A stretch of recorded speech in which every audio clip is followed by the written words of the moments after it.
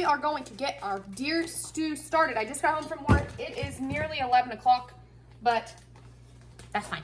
Okay, so I wrote on here, when we did our meal prep, I wrote on here, deer stew, add water. So I'm just going to cut the bag off of here. Let me kind of put y'all, I opened it and I can smell it. It smells so good. Okay, so this is frozen. I just pulled it out of the freezer. So if you're like me and you forget to pull everything out of the freezer the night before, you know, it's fine. It's fine. It'll all be fine. You just get her in there the best you can. Obviously, I froze her too big, but that's fine. You know what I'm gonna do? I'm just gonna put some foil over it and then put the lid on. It's gonna cook down. It's all gonna be great. All right, I went and got my foil, but first,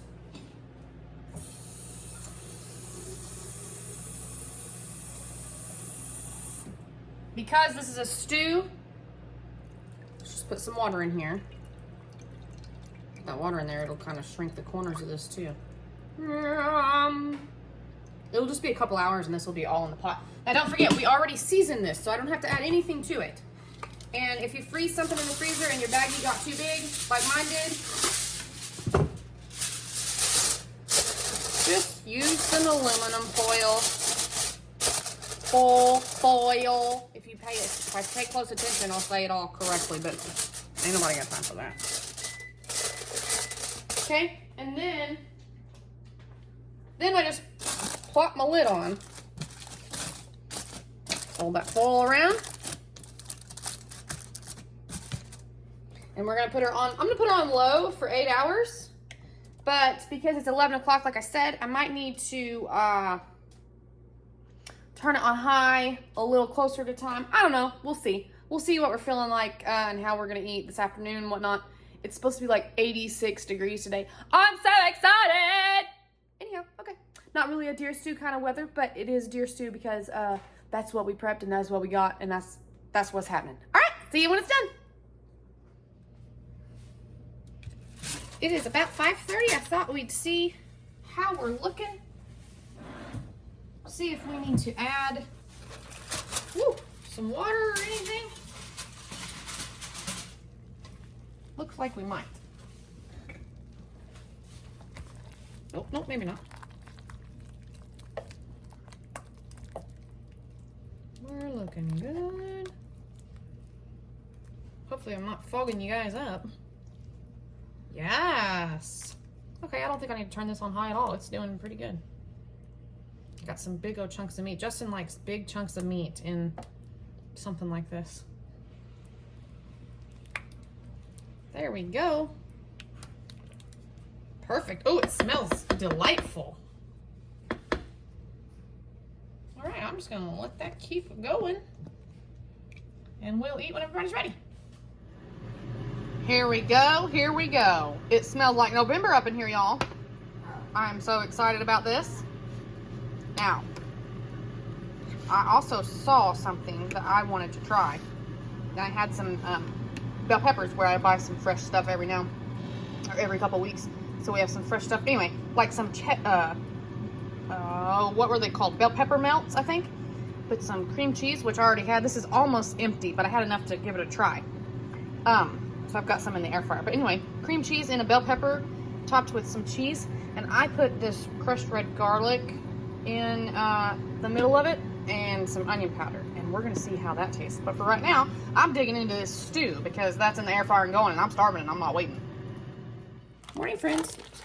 I'm dropping us some kind of partially thawed tater tot casserole into our crock pot this morning. Still got a big old chunk of frozen in the middle there, but that'll be fine.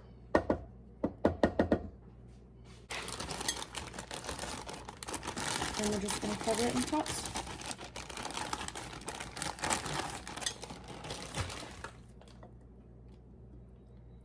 And I'm going to turn it on low for 8 hours.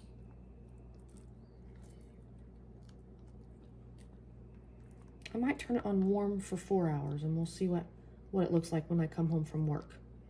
Because that's all pretty pretty well cooked, except there's like a frozen part in the middle, and then the tops just need thawed, right? So I think I'll put it on warm for 4 hours.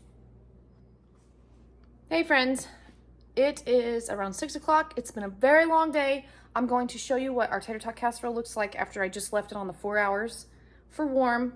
And I think since what I'm going to do is I'm going to turn it on high for about an hour to get it good and warm again through it. And anyway, let me show you what it looks like. It looks like tater tot casserole. Anyhow, I'm going to go on, like I said, on high for about an hour just to get it good and hot. I'm going to keep a close eye on it. And then we'll make our plates because I'm starving and everybody's starving and I'm ready for bed. And Emmeline had an art show after school. We went to see, and she got first place on 2 things. And I will, I'll try to post a picture of it. There may be more details on that than I can. I'll have to see. But she got first place on 2 things. All right, friends, it's 7:30. I got distracted. I was cleaning and doing some things out at the camper, so we can go camping this weekend. And anyway, this is what she looks like. Our tater tots are a little browned. You know, they came out a little brown, but now they're all thawed, a little browned. I see it bubbling on the sides. I'm gonna make Emmy a plate up, and we're gonna eat this with a side of pasta salad. Okay, I've got our pasta salad out here. I haven't taken the lid off this since I put it in the fridge the night I cooked it. So, I don't know if you can tell, but it doesn't look dry at all. It's got plenty of dressing on it, I think, but I'm just gonna give it a stir because I thought if it needed some dressing added to it, ooh, it smells so good, that I would do that. But really, I don't know if you guys can see the kind of shininess from the light. It's really got plenty of dressing and it smells so great. Oh, pee on the run. Now I'm gonna put this on Emmy's plate. She's still in the shower, but it will give the tater tot casserole time to cool off and this pasta time to heat up just a bit. Oh, well, dog gets that pee. Time to warm up just a bit so the noodles won't be like so hard as a rock. When you first take them out of the fridge, they can be a little on the hard side. So you wanna let this sit out for a little bit or make the plates and kind of let them sit for, I don't know, 5 or 10 minutes. But there's Emmy's tater tot casserole and pasta salad. Good morning. I have thawed our chili all night. Now everything in the chili is cooked, so I don't need to cook it all day. What I'm gonna do is put it on warm again. And my warm setting lasts for 4 hours. Now, if you cook this from frozen, just across the board, low for 8 hours, okay? But mine, I remembered actually to take it out last night. We're having we're having chili dogs and chili baked potatoes at church this evening. So, well, there's still it's a little frozen still in the middle right there. So I said, hey, I've got some chili prepped in the freezer. I'll just bring that. I am going to add just a bit more water.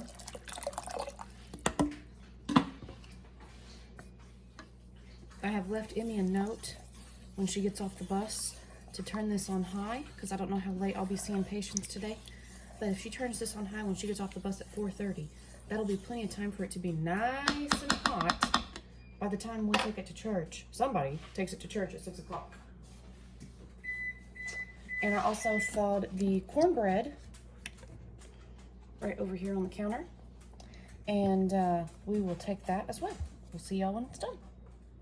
Hello, friends. We are going to check our chili now. I just got home from work. It's 5:40. That's my phone. It's 5:40. Here's what our chili's looking like. It's good and hot. Looks delicious. Anyhow, I'm taking a jug of tea with it. Of course, I always do that. But for the chili, I've got a little bit of sour cream, like half a tub of sour cream from the fridge that needs used up before we go out of town. So I'm taking that. I'm taking a jar of jalapenos that I canned from the garden last year. We just finished up another jar, so I pulled this out of the pantry. And then we have some of that cheese left. I'm gonna take that too. And I also pulled out of the pantry a new bottle of ranch. I tore the label off thinking it had one of those little pulley tabs. Well, I was wrong. It's got a little hole where you squeeze it on and stuff. Oh well. Anyway, chili for dinner tonight.